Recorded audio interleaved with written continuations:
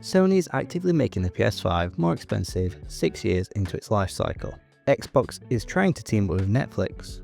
Nintendo want to charge you extra just to own a physical box, and the internet is losing its mind over the rumour about a potential of there being 10,000 Pokémon in the future.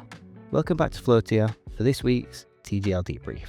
I'm Alex, and this is your weekly dose of gaming news.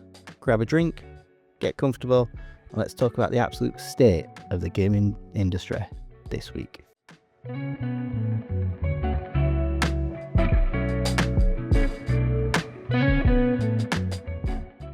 So let's start with the elephant in the room. Sony has officially announced an almost £100 price increase for the PlayStation 5 and the PlayStation 5 Pro. Yes, you heard that right. The standard PS5 is jumping to £570, with the Pro hitting just shy of £800. Sony is blaming the rising cost of memory chips, which are currently being hoarded by massive tech companies to build AI infrastructures.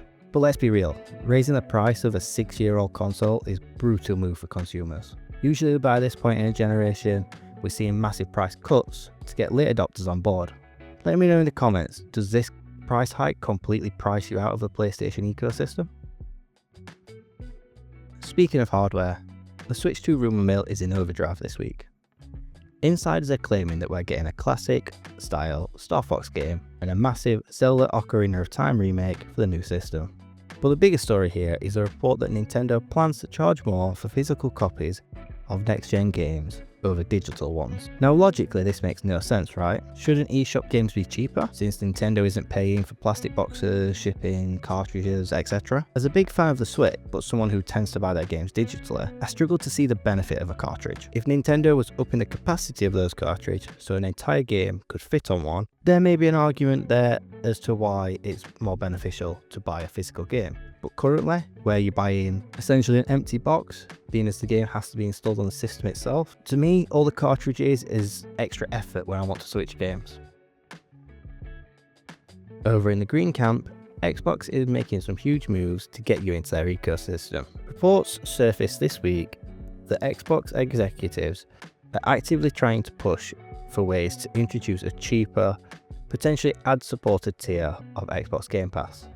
With the subscription fatigue hitting hard, Xbox knows that a £15 a month subscription is getting steep for some people. But here's the wildest part. Rumours are swirling about a major collaboration between Xbox and Netflix.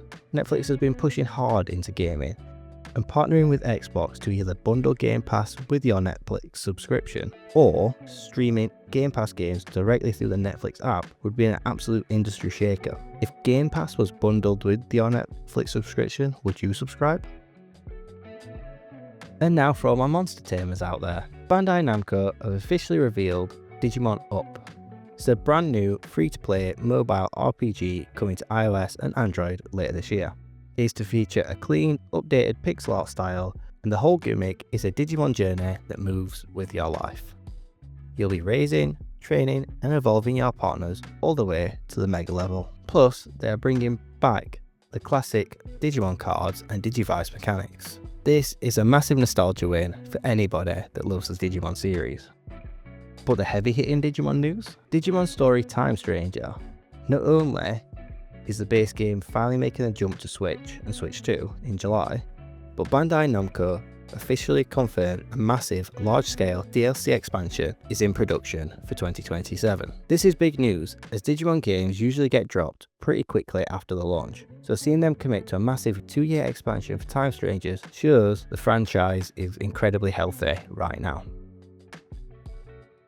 Finally, we have to talk about the Pokémon headline that is going around. This headline states that there could eventually be a roster of over 10,000 Pokémon. If I'm being honest, I don't see this happening.